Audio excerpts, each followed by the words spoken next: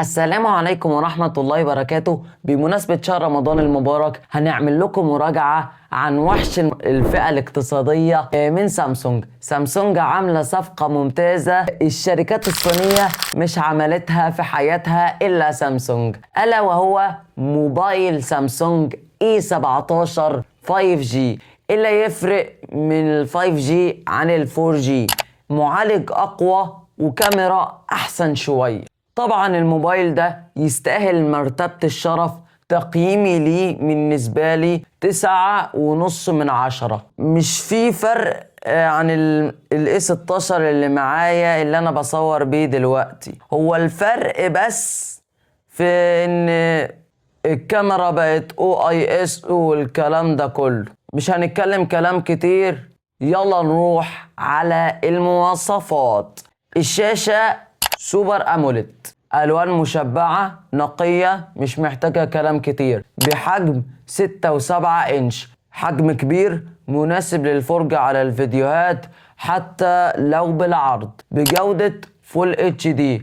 دقة حادة جدا جدا وممتازة، وتقدر تشوف كل حاجة من الألف للياء. طبقة حماية كورنينج جوريلا جلاس فيكتوس بلس، طبقة حماية قوية مقاومة للكسر، بس مش اللي انت تقصده من صناع المحتوى المتقدمين زي موبيزل ويحيى رضوان وغيرهم. في الحقيقة اصلا اي موبايل لما يقع بيتكسر، بس اي موبايل لازم ينحط له طبقة حماية عشان ما يتكسرش كتير. بمعدل تحديث 90 هرتز، سلس بس مش اسلس حاجة. وجربت المعدل التحديث ده في كذا موبايل، وجربته في موبايل اوبو E60 و E3X وبعض الموبايلات. مش اسلس حاجة ولكن هيأديك الغرض حتى لو انت بتتصفح على اليوتيوب او الفيسبوك.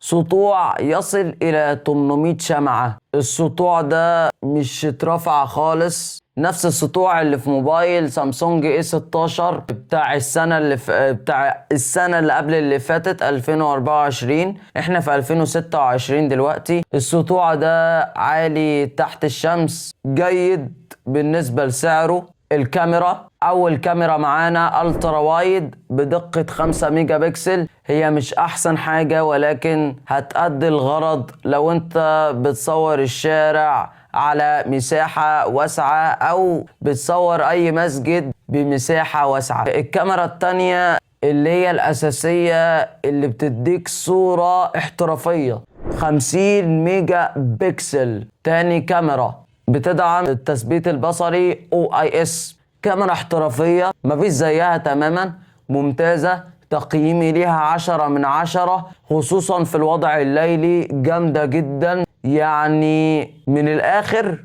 الموبايل ده كاميرته ولا أروع منها تماما يعني.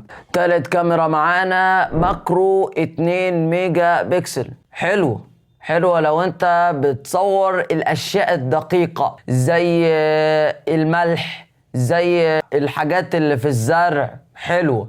طبعا التصميم مش هتكلم عنه كتير. التصميم بقى احسن شوية عن ال A16 ال 5G او ال 4G.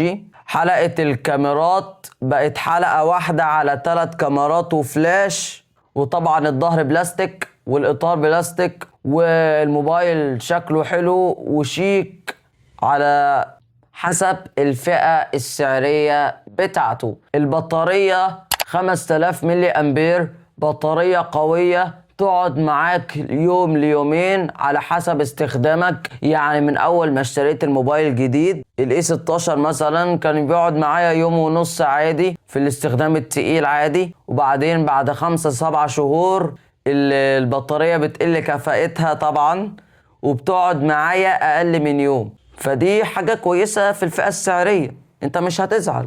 يعني 5000 ملي امبير هتقضي معاك الغرض، وكمان مع شحن سريع 25 واط. والمشكلة ان هو مش في الكرتونة للأسف، دي مشكلة كبيرة جدا. المعالج بتاعه بقى مختلف عن ال 4G. كان هيليو G99، دلوقتي المعالج اكسينوس 1330. معالج قوي اقوى من الهيليو جي 99 بفرق 5-6 مرات. يعني اقوى في الالعاب، اقوى في التصفح، اقوى في الاستخدام العادي، اقوى في الاستخدام التقيل، حتى في المونتاج كمان، بس بيتقل معاك شويه. بتكنولوجيا 5 نانو، كويس جدا جدا جدا، مع معالج رسومي طبعا مالي جي 68. طبعا مالي جي 68، وده كعادة الموبايلات ال 5G من سامسونج. المعالج الرسومي ده قوي، يقدر يشغل لك لعبة البابجي على 60 فريم، بس انا ما بنصحكش ليها نهائيا عشان هتخليك تقتل في الحقيقة. وانا قلت الكلام ده في مراجعة موبايل اوبو رينو 15، شوفها على اليوتيوب. تاني فيديو على اليوتيوب، خش اتفرج عليها وحرك الشريط لحد 13-14 دقيقة، هتشوف هذه القصص. الصوت طبعا مونو مش ستيريو، يعني الاستيريو سماعتين، مونو سماعة واحدة بس الصوت مونو. صوته عالي جدا ويقضي الغرض معاك. نظام التشغيل طبعا باندرويد 16 ال 5G، انا بتكلم عن ال 5G بس. اندرويد 16 مع واجهة One UI 8 مع دعم تحديثات يصل إلى 6 سنوات، وده دعم تحديث ممتاز جدا جدا جدا. يعني فيفو وأوبو وبعض الموبايلات أو أغلبها ما حطتش دعم التحديثات 6-7 سنين. يا رب ده يحصل في اغلب الشركات، يا رب الشركات ترفع مدة التحديثات، لان احنا زهقنا. يعني كويس ان شركة اوبو رفعت التحديثات الى 5 سنين، ده كويس جدا، مش حاجة وحشة يعني. طبعا مقاومة المياه IP54 وبيدعم NFC. العيوب: اول عيب، ستحتاج إلى شراء الشاحن بشكل منفصل. يعني العلبة ما فيهاش شاحن، تضطر انت تروح تشتري شاحن وتدفع فلوس زيادة عن تمن التليفون جديد بالكرتونة بالكابل بالدبوس وبكل حاجة فيه، وتشتري بقى الشاحن لوحده.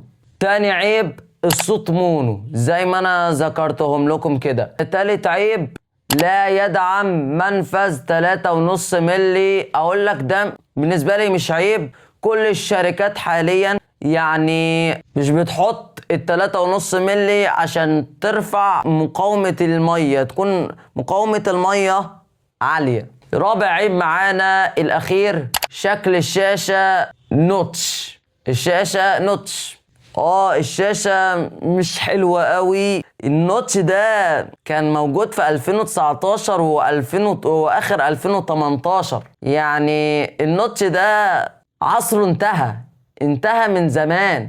يعني ليه تكرري النوتش ده يا سامسونج؟ يعني في الفئة الاقتصادية تنزلي موبايل زي الناس بشاشة بثقب زي ما انت بتعملي في الاي 36 واي 56. اتمنى ان الرسالة دي توصل لسامسونج. واخر حاجة، صلوا على النبي.